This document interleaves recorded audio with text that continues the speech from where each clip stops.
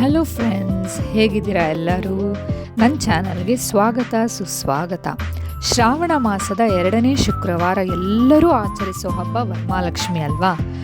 ನಾವಿರೋದು ಜರ್ಮನಿನಲ್ಲಿ. ನಾನು ಯೋಚನೆ ಮಾಡ್ತಿದ್ದೆ, ನಾನು ಒಂದ್ಸಲಿ ಟ್ರೈ ಮಾಡಬೇಕು ವರಮಹಾಲಕ್ಷ್ಮಿ ಹಬ್ಬ ಮಾಡೋಕ್ಕೆ. ಎಲ್ಲ ಸಾಮಾನು ಸಿಗತ್ತಾ ಇಲ್ಲಿ ಅಂತ ಟ್ರೈ ಮಾಡಿಕೊಂಡು ನಾನು ಇಂಡಿಯನ್ ಮಾರ್ಕೆಟ್ಗೆ ಹೋಗಿ ಚೆಕ್ ಮಾಡಿದಾಗ ನನ್ನ ಅದೃಷ್ಟ ನೋಡಿ ಹೇಗಿದೆ. ನನಗೆಲ್ಲ ಸಿಕ್ತು. ವಿಳ್ಯೆದೆಲೆ, ಅಡಿಕೆ, ಕೊಬ್ಬರಿ, ಅರ್ಶಿನದ ಕೊಂಬು ಎಲ್ಲ ಸಿಕ್ತು. ಸೊ ಅದಕ್ಕೆ ಪೂಜೆ ಮಾಡೋಣ ಅಂತ ಡಿಸೈಡ್ ಮಾಡಿಕೊಂಡು ನಾನು ಫಸ್ಟ್ ಟೈಮ್ ಪೂಜೆ ವರಮಹಾಲಕ್ಷ್ಮಿ ಮಾಡ್ತಾಯಿದ್ದೀನಿ. ಸೊ ಚಿಕ್ಕದಾಗಿ ಪ್ಲ್ಯಾನ್ ಮಾಡಿಕೊಂಡೆ. ನಾನು ಬರೀ ಬ್ಲೌಸ್ ಪೀಸಿಂದಾನೇ ಸ್ಯಾರಿ ಥರ ಮಾಡಿಕೊಂಡು ಲಕ್ಷ್ಮಿ ಅಲಂಕಾರನೂ ಮಾಡಿದೆ. ಅದು ತುಂಬಾ ಚೆನ್ನಾಗಿ ಬಂತು. ಹಬ್ಬ ಅಂದರೆ ಅಡುಗೆನೂ ಹಾಗೆ ಇರಬೇಕಲ್ವಾ? ಅದಕ್ಕೆ ಫಸ್ಟು ಹೋಳಿಗೆಯಿಂದ ಸ್ಟಾರ್ಟ್ ಮಾಡಿಕೊಂಡೆ. ಹೋಳಿಗೆ ಅಂದರೆ ಎಲ್ಲರಿಗೂ ಗೊತ್ತಿರ್ಬೋದು, ಒಬ್ಬಟ್ಟಂತನೂ ಅಂತಾರೆ.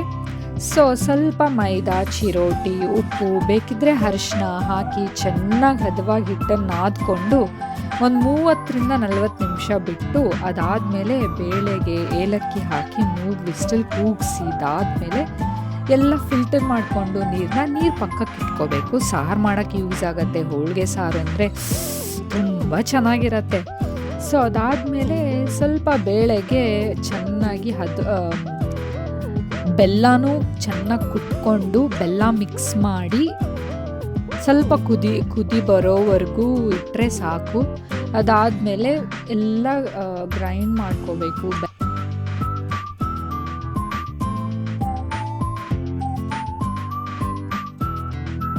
ಬೆಲ್ಲ ಮತ್ತು ಬೇಳೆನ ಚೆನ್ನಾಗಿ ಗ್ರೈಂಡ್ ಮಾಡಿಕೊಂಡು ನೀರು ಹಾಕ್ದೇನೆ ಎಲ್ಲ ಹೂರ್ಣ ಎಲ್ಲ ತಯಾರಾಯಿತು. ಸೊ ಹೋಳಿಗೆಗೆ ಸ್ವಲ್ಪ ಹಿಟ್ಟು ತಗೊಂಡು ಸ್ವಲ್ಪ ಒಂದು ಉಂಡೆ ಆಕಾರದಷ್ಟು ಹೂರ್ಣ ತಗೊಂಡು ಹೋಳಿಗೆನಲ್ಲಿ ಮೈದಾ ಹಿಟ್ಟಲ್ಲಿ ಹಾಕಿ ಸ್ಟಫಿಂಗ್ ಮಾಡಿ ಅದಾದಮೇಲೆ ಚೆನ್ನಾಗಿ ರೋಲಾದರೂ ಮಾಡ್ಕೋಬೋದು, ನೀವು ಕೈನಲ್ಲಾದರೂ ತಟ್ಕೋಬೋದು. ನಾನು ಬಟರ್ ಪೇಪರ್ನಲ್ಲಿ ಮಾಡ್ತಾಯಿದ್ದೀನಿ. ಸೊ ನಾನು ಕೈನಲ್ಲೇ ಮಾಡಿಕೊಂಡೆ, ಚೆನ್ನಾಗಿ ಬಂತು.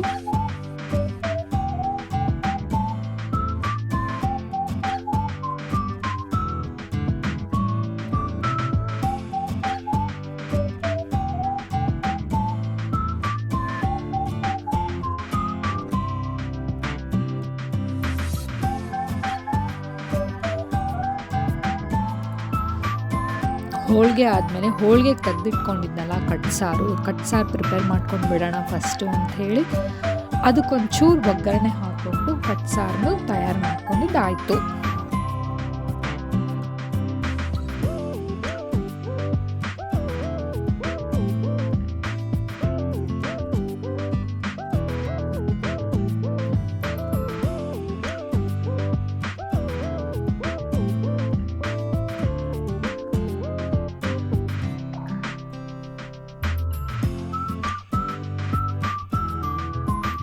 ಅದಾದಮೇಲೆ ಬದನೆಕಾಯಿ ಪಲ್ಯ ಅಂದರೆ ಒಂದು ಸ್ವಲ್ಪ ನೈವೇದ್ಯಕ್ಕಿರಲಿ ಅಂತ ಬದನೆಕಾಯಿ ಮತ್ತು ಆಲೂಗೆಡ್ಡೆ, ಟೊಮ್ಯಾಟೊ ಎಲ್ಲ ಮಿಕ್ಸ್ ಮಾಡಿ ಒಂದು ಪಲ್ಯ ಮಾಡ್ಕೊಂಡಿದ್ದಾದಮೇಲೆ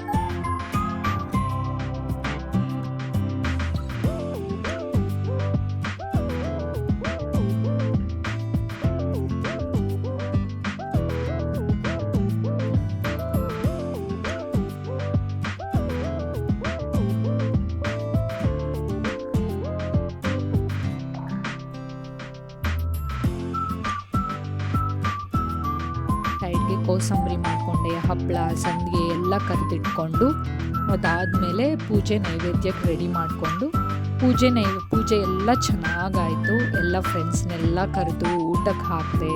ಎಲ್ಲ ಚೆನ್ನಾಗಿ ಅನ್ನಿಸ್ತು. ಆ ತಾಯಿ ಎಲ್ಲರಿಗೂ ಒಳ್ಳೇದು ಮಾಡಲಿ ಅಂತ ಕೇಳ್ಕೊತೀನಿ. ಮತ್ತೊಮ್ಮೆ ಎಲ್ಲರಿಗೂ ವರಮಹಾಲಕ್ಷ್ಮಿ ಹಬ್ಬದ ಹಾರ್ದಿಕ ಶುಭಾಶಯಗಳು.